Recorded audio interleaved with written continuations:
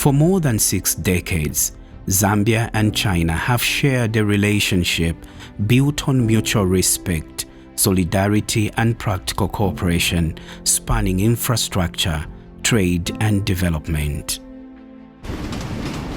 From the Tazara Railway to modern industrial partnerships, the two nations have steadily deepened ties.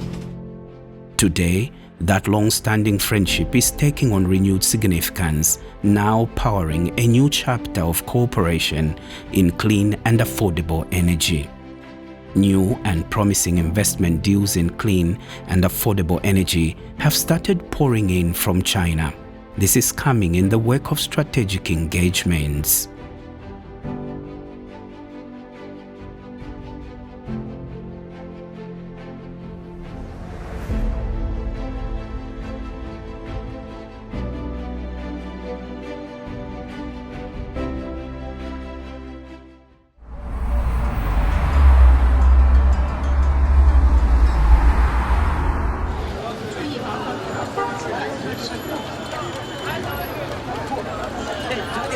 A Zambian delegation of key government officials recently undertook a tour of strategic industrial cities in China, pitching opportunities to attract Chinese investment to Zambia and learning from some of the world's leading companies in energy technology.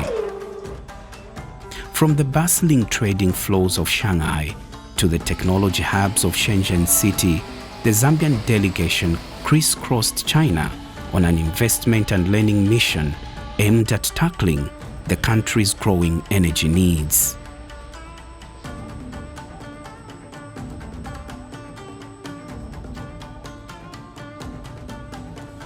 The delegation brought together the National Power Utility ZESCO, the Zambia Development Agency ZDA, the Ministry of Energy, the Presidential Delivery Unit and other wings of government, uniting policy, power and investment voices behind a single national mission.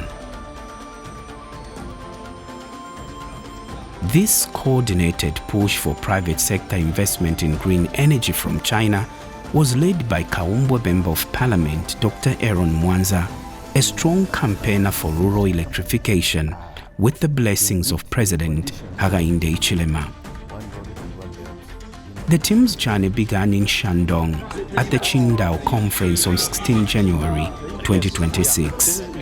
The conference was a training event for more than 180 Chinese companies working in smart energy systems targeting overseas markets. Here, the Zambian delegation marketed investment opportunities in the energy sector, further outlining incentives available to potential investors. Dr. Mwanza quickly became the human bridge between policy and people. Fluent in Mandarin, he captivated the conference when he introduced members of his delegation in Chinese.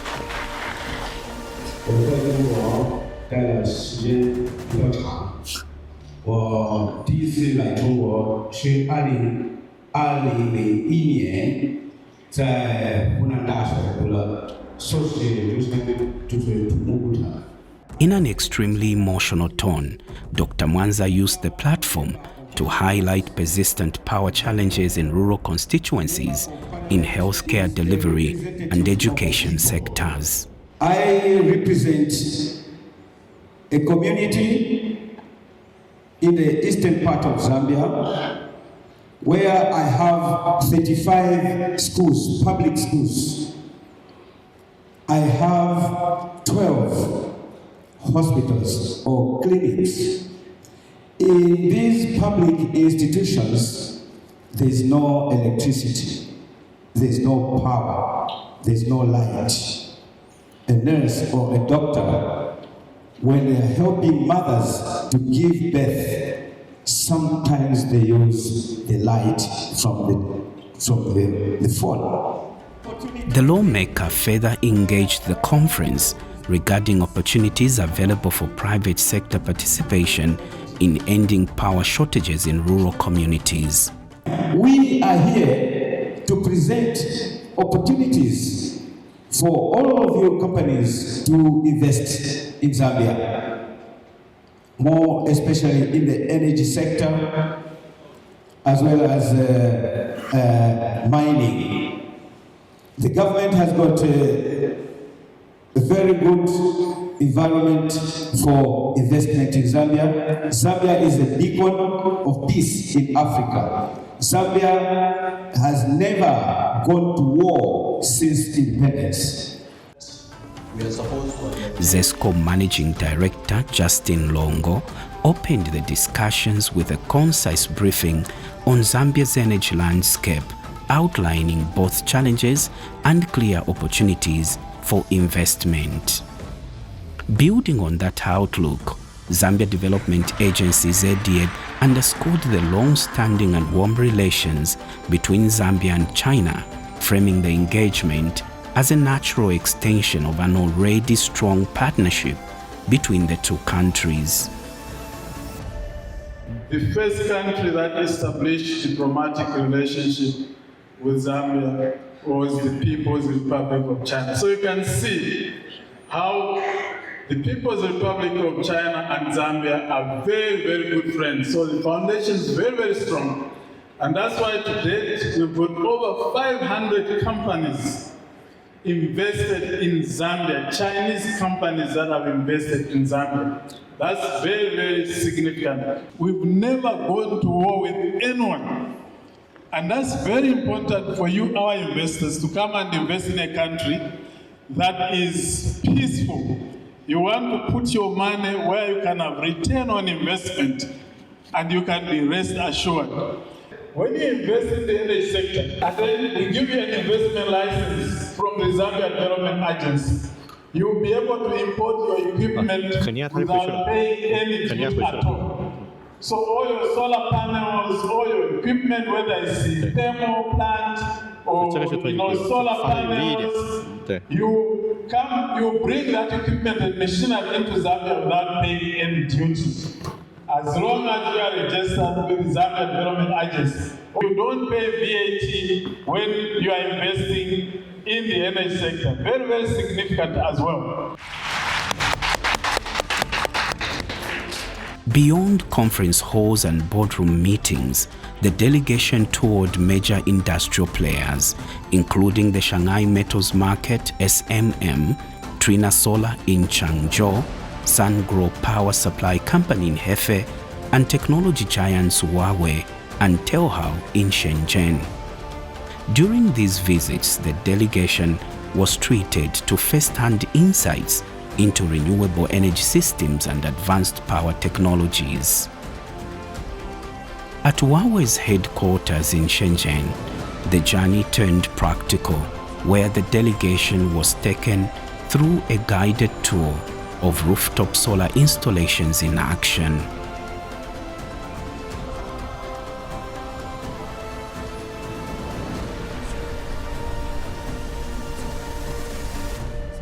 We are in Huawei, in Dongguan City, in the southern part of China, and we are doing actually a due diligence to check how Huawei can cooperate with us in terms of total energy solutions for Zambia.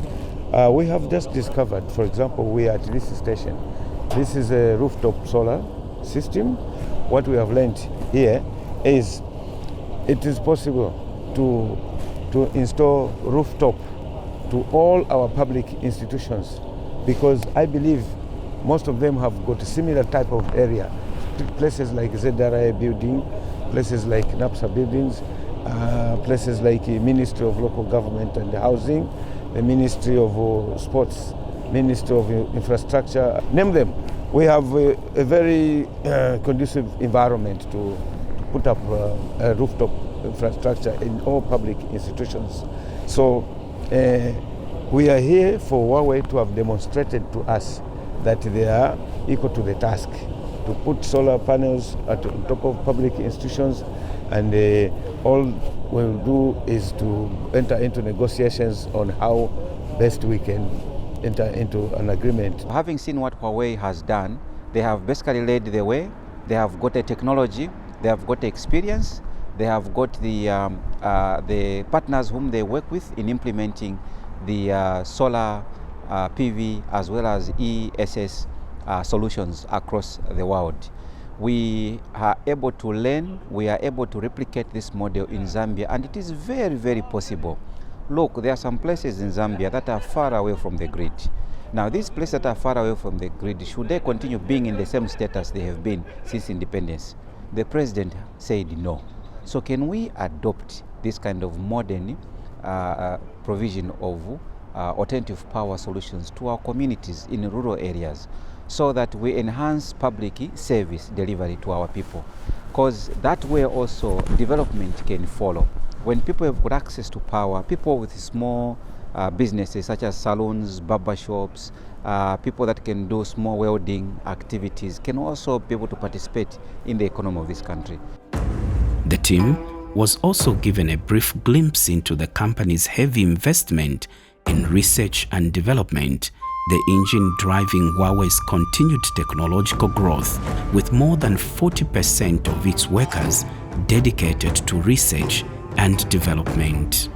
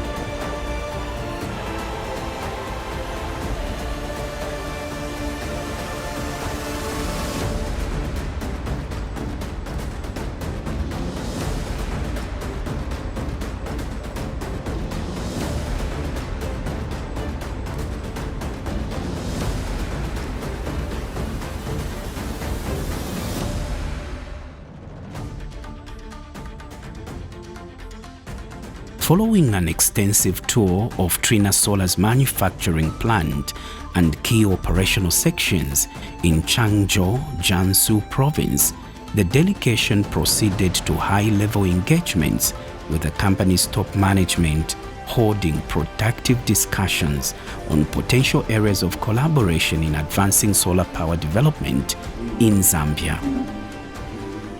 I think we are very glad to work with you in providing various solutions, really. It may not be just the grid, large-scale solutions. I think we have a lot of other solutions, like I said, in the off-grid space, in the rooftops. I think we have seen a very good demonstration of what Trina is doing for housing projects, for commercial buildings, for industry, for factories, and so on. And I think we are here, to bring all of that back home and have it actualized. Zambia and China, very good friends.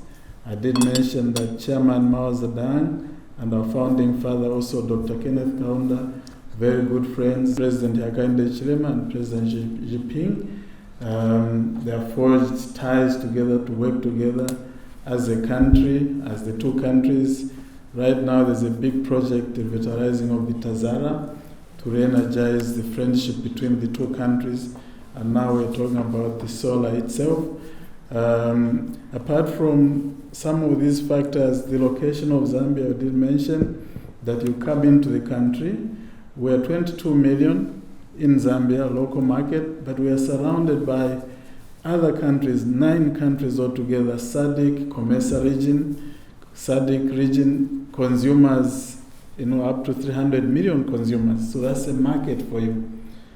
If you go into the COMESA region, that's 600 million consumers for you. We did say that as Trina is set up in Zambia, generate, transmit, distribute in Zambia to the mining sector, to industry.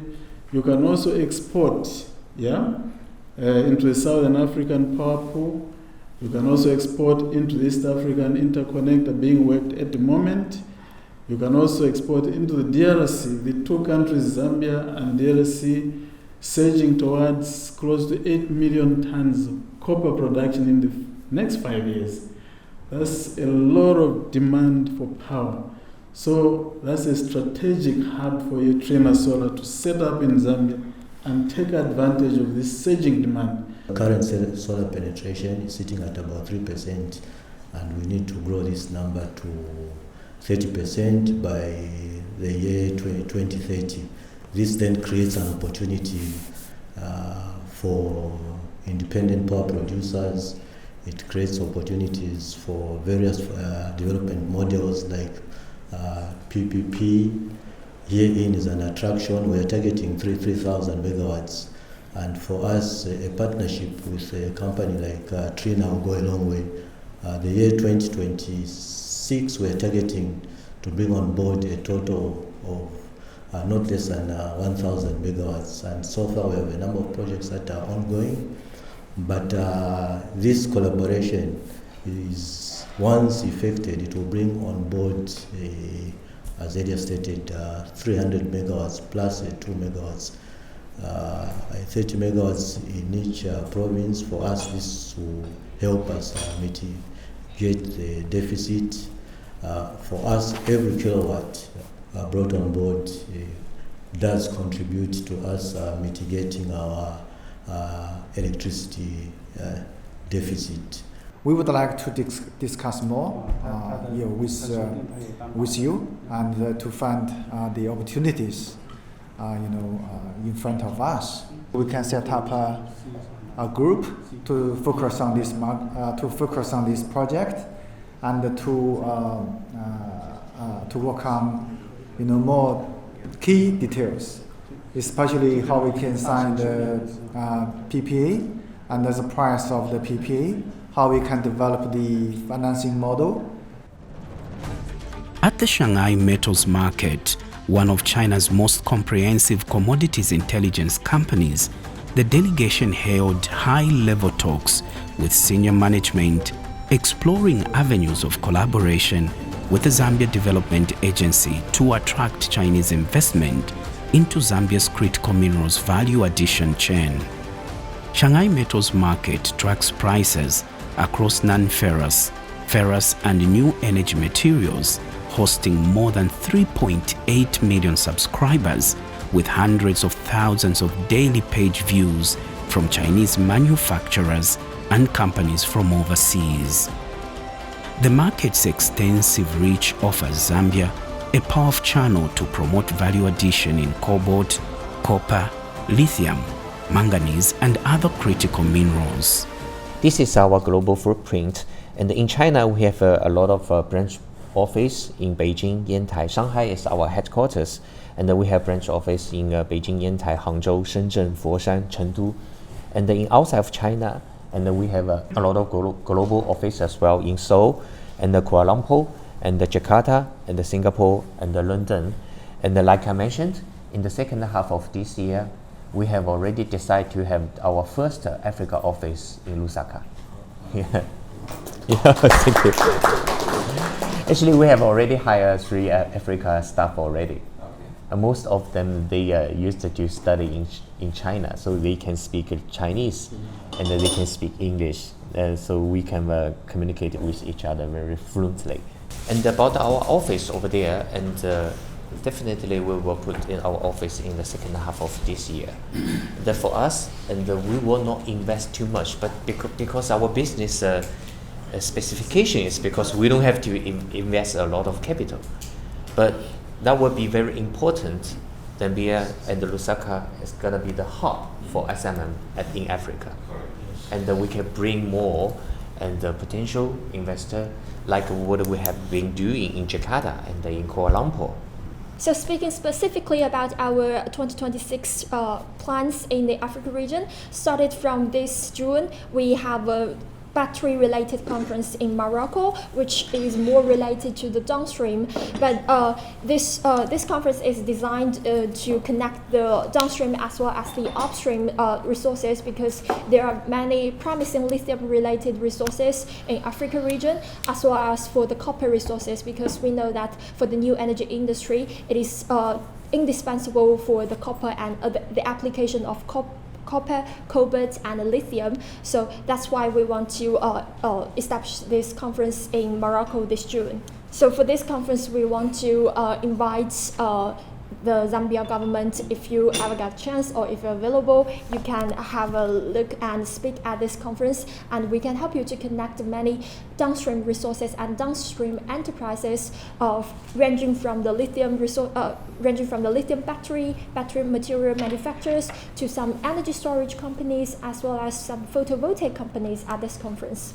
There is currently the geo mapping of the whole country to identify where all the minerals sit, whether it's copper, cobalt, nickel, manganese, lithium, so that once this data is being provided, already they've gone over 50% of that exercise to make sure that that data, when it's generated, is provided to the investors so that you are able to know where these assets are sitting. Then you can quickly make up your mind to invest in Zambia in any location of your choice.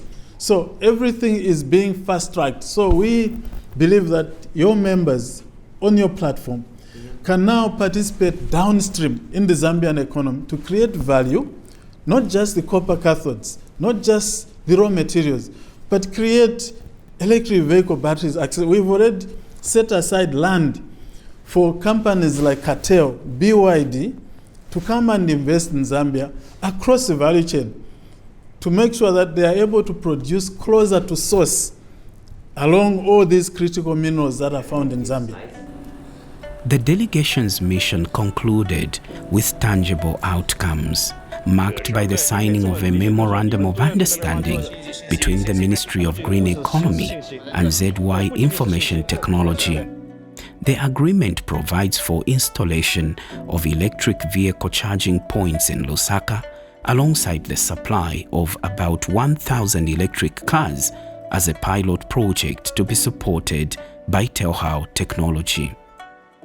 Beyond the electric vehicles project, the mission also delivered major gains in power generation, with ZESCO and Trina Solar signing an agreement to develop 300 megawatts of solar power across all 10 provinces. Under the deal, each region will receive 30 megawatts of solar capacity at an estimated cost of $200 million.